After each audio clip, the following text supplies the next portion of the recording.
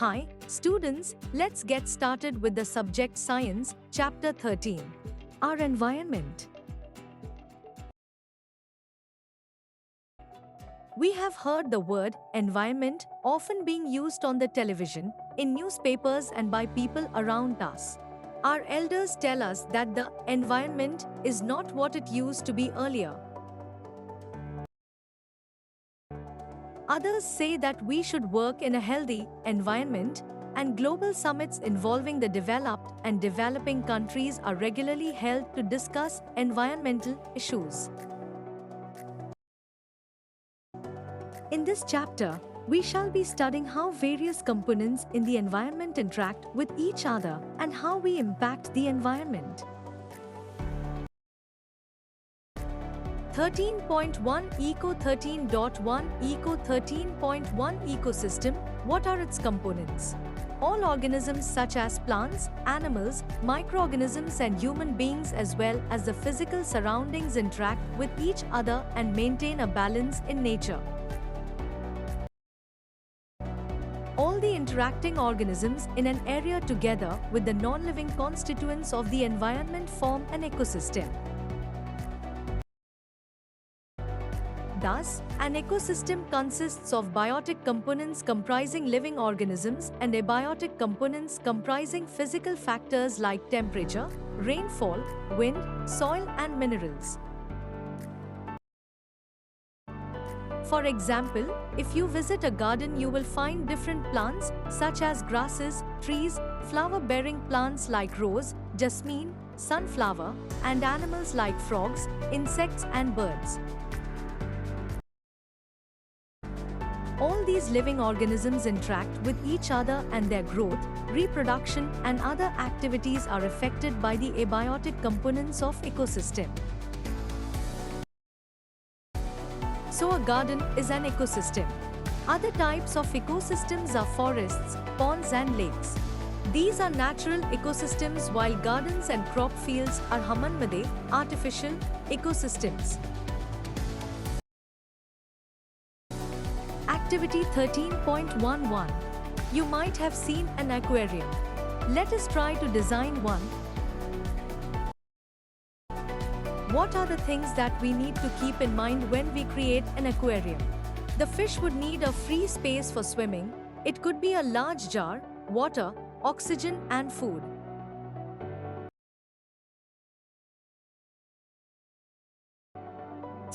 We can provide oxygen through an oxygen pump, aerator, and fish food which is available in the market. If we add a few aquatic plants and animals, it can become a self-sustaining system. Can you think how this happens? An aquarium is an example of a human-made ecosystem. Can we leave the aquarium as such after we set it up? Why does it have to be cleaned once in a while? Do we have to clean ponds or lakes in the same manner? Why or why not? We have seen in earlier classes that organisms can be grouped as producers, consumers, and decomposers according to the manner in which they obtain their sustenance from the environment. Let us recall what we have learned through the self-sustaining ecosystem created by us above. Which organisms can make organic compounds like sugar and starch from inorganic substances using the radiant energy of the sun in the presence of chlorophyll? All green plants and certain bacteria which can produce food by photosynthesis come under this category and are called the producers.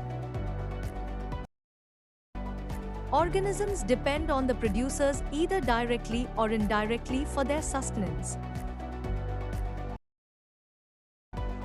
These organisms which consume the food produced, either directly from producers or indirectly by feeding on other consumers. Consumers can be classed variously as herbivores, carnivores, omnivores, and parasites.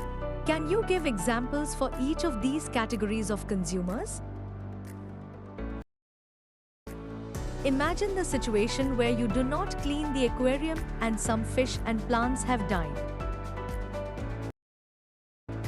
Have you ever thought what happens when an organism dies? The microorganisms, comprising bacteria and fungi, break down the dead remains and waste products of organisms. These microorganisms are the decomposers as they break down the complex organic substances into simple inorganic substances that go into the soil and are used up once more by the plants. What will happen to the garbage and dead animals and plants in their absence?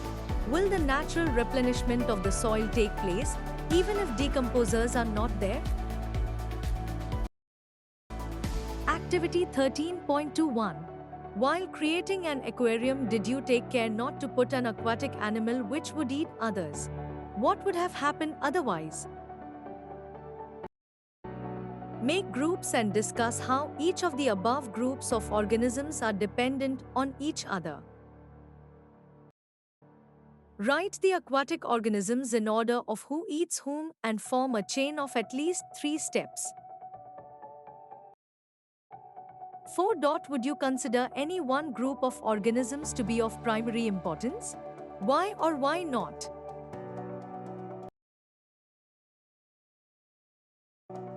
3.1.1 Food chains and webs. In activity 13.4 we have formed a series of organisms feeding on one another. This series or organisms taking part at various biotic levels form a food chain. Fig. 13.1. Each step or level of the food chain forms a trophic level. The autotrophs or the producers are at the first trophic level. They fix up the solar energy and make it available for heterotrophs or the consumers. The herbivores or the primary consumers come at the second, small carnivores or the secondary consumers at the third, and larger carnivores or the tertiary consumers form the fourth trophic level. Fig. 13.2. We know that the food we eat acts as a fuel to provide us energy to do work.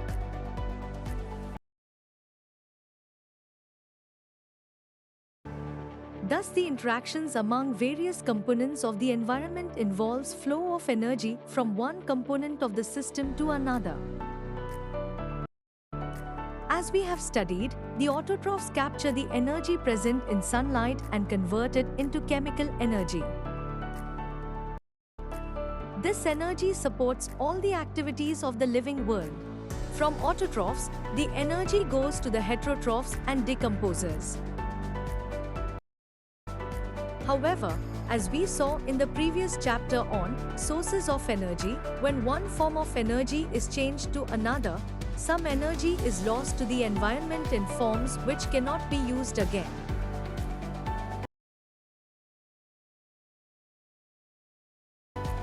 The flow of energy between various components of the environment has been extensively studied, and it has been found that Figure 13.1 Food chain in nature: A. In forest, B. In grassland, and C. In a pond. Figure 13.2 Trophic levels. 1. The green plants in a terrestrial ecosystem capture about 1% of the energy of sunlight that falls on their leaves and convert it into food energy.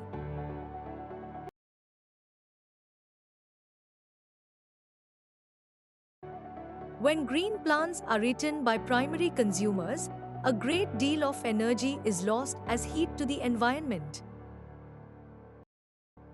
Some amount goes into digestion and in doing work, and the rest goes towards growth and reproduction.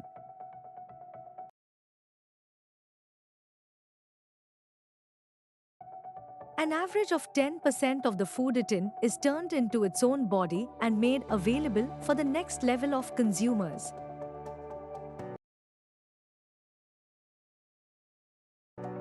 Therefore, 10% can be taken as the average value for the amount of organic matter that is present at each step and reaches the next level of consumers.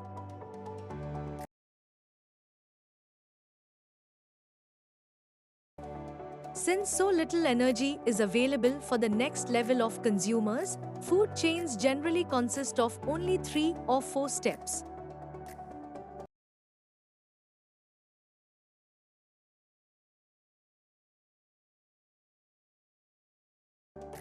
The loss of energy at each step is so great that very little usable energy remains after 4 trophic levels.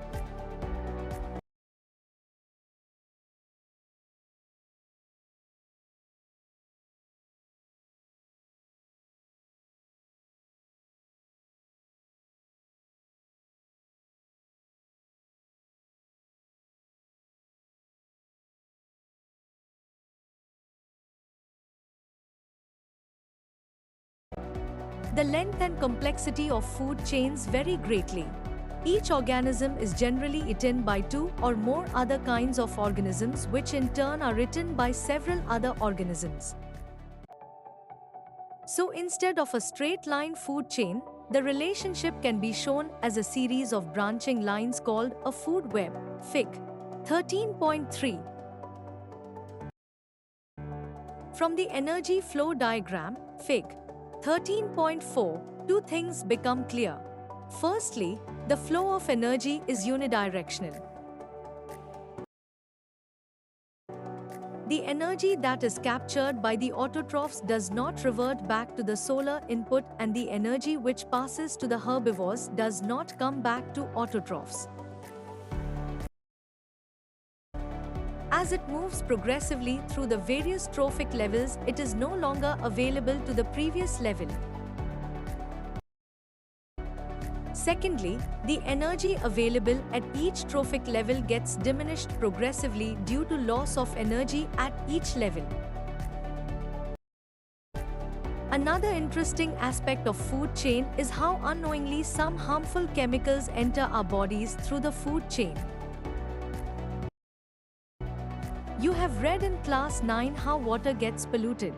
One of the reasons is the use of several pesticides and other chemicals to protect our crops from diseases and pests. These chemicals are either washed down into the soil or into the water bodies. From the soil, these are absorbed by the plants along with water and minerals, and from the water bodies, these are taken up by aquatic plants. Figure 13.3 Food web, consisting of many food chains. Figure 13.4 diagram showing flow of energy in an ecosystem and animals. This is one of the ways in which they enter the food chain. As these chemicals are not degradable, these get accumulated progressively at each trophic level. As human beings occupy the top level in any food chain, the maximum concentration of these chemicals get accumulated in our bodies. This phenomenon is known as biological magnification. This is the reason why our food grains such as wheat and rice, vegetables and fruits, and even meat, contain varying amounts of pesticide residues. They cannot always be removed by washing or other means. Activity 13.31. Newspaper reports about pesticide levels in ready-made food items are often seen these days, and some states have banned these products. Debate in groups the need for such bans. What do you think would be the source of pesticides in these food items? Could pesticides get into our bodies from this source through other food products too? 3. Discuss what methods could be applied to reduce our intake of pesticides. 13.2 How do our activities affect the environment? We are an integral part of the environment. Changes in the environment affect us, and our activities change the environment around us. We have already seen in class 9 how our activities pollute the environment. In this chapter, we shall be looking at two of the environmental problems in detail, that is, depletion of the ozone layer and waste disposal. 3.2.1 Ozone layer and how it is getting depleted. Ozone, O3, is a molecule formed by 3 atoms of oxygen, while O2, which we normally refer to as oxygen, is essential for all aerobic forms of life. Ozone is a deadly poison. However, at the higher levels of the atmosphere, ozone performs an essential function. It shields the surface of the Earth from ultraviolet (UV) radiation from the sun. This radiation is highly damaging to organisms. For example, it is known to cause skin cancer in human beings. Ozone at the higher levels of the atmosphere is a product of UV radiation acting on oxygen, O2, molecule. The higher energy UV radiations split apart some molecular oxygen, O2, into free oxygen, O, atoms. These atoms then combine with the molecular oxygen to form ozone as shown. OO plus OUV. O plus O2 O3, ozone. The amount of ozone in the atmosphere began to drop sharply in the 1980s. This decrease has been linked to synthetic chemicals like chlorofluorocarbons, CFCs, which are used as refrigerants and in fire extinguishers. In 1987, the United Nations Environment Programme, UNEP, succeeded in forging an agreement to freeze CFC production at 1986 levels. It is now mandatory for all the manufacturing companies to make CFC-free refrigerators throughout the world. Activity 13.41. Find out from the library, internet or newspaper reports which chemicals are responsible for the depletion of the ozone layer. Find out if the regulations put in place to control the emission of these chemicals have succeeded in reducing the damage to the ozone layer. Has the size of the hole in the ozone layer changed in recent years? 3.2.2 Managing the garbage we produce in our daily activities, we generate a lot of material that are thrown away. What are some of these waste materials? What happens after we throw them away? Let us perform an activity to find answers to these questions. Activity 13.51. Collect waste material from your homes. This could include all the waste generated during a day, like kitchen waste, spoiled food, vegetable peels, used tea leaves, milk packets and empty cartons, waste paper, empty medicine bottles, strips, bubble packs, old and torn clothes and broken footwear. Bury this material in a pit in the school garden, or if there is no space available, you can collect the material in an old bucket flower pot and cover with at least 15 centimeters of soil. 3. Keep this material moist and observe at 15-day intervals. What are the materials that remain unchanged over long periods of time? What are the materials which change their form and structure over time? Of these materials that are changed, which ones change the fastest? We have seen in the chapter on life processes that the food we eat is digested by various enzymes in our body. Have you ever wondered why the same enzyme does not break down everything we eat? Enzymes are specific in their action. Specific enzymes are needed for the breakdown of a particular substance. That is why we will not get any energy if we try to eat coal. Because of this, many human-made materials like plastics will not be broken down by the action of bacteria or other saprophytes. These materials will be acted upon by physical processes like heat and pressure, but under the ambient conditions found in our environment, these persist for a long time. Substances that are broken down by biological processes are said to be biodegradable. How many of the substances you buried were biodegradable? Substances that are not broken down in this manner are said to be non-biodegradable. These substances may be inert and simply persist in the environment for a long time or may harm the various members of the ecosystem. Activity 13.61.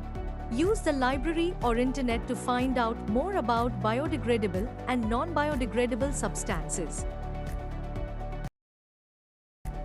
To dot how long are various non-biodegradable substances expected to last in our environment? 3. These days, new types of plastics which are said to be biodegradable are available. Find out more about such materials and whether they do or do not harm the environment. Visit any town or city, and we are sure to find heaps of garbage all over the place. Visit any place of tourist interest and we are sure to find the place littered with empty food wrappers. In the earlier classes we have talked about this problem of dealing with the garbage that we generate. Let us now look at the problem a bit more deeply. Activity 13.71. Find out what happens to the waste generated at home. Is there a system in place to collect this waste? Find out how the local body, panchayat, municipal corporation, resident welfare association, deals with the waste. Are there mechanisms in place to treat the biodegradable and non-biodegradable waste separately?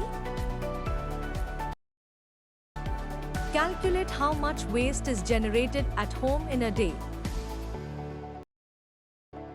How much of this waste is biodegradable? Calculate how much waste is generated in the classroom in a day. How much of this waste is biodegradable? Suggest ways of dealing with this waste. Activity 13.81. Find out how the sewage in your locality is treated. Are there mechanisms in place to ensure that local water bodies are not polluted by untreated sewage?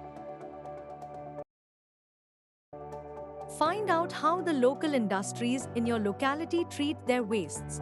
Are there mechanisms in place to ensure that the soil and water are not polluted by this waste? Improvements in our lifestyle have resulted in greater amounts of waste material generation. Changes in attitude also have a role to play, with more and more things we use becoming disposable. Changes in packaging have resulted in much of our waste becoming non-biodegradable. What do you think will be the impact of these on our environment?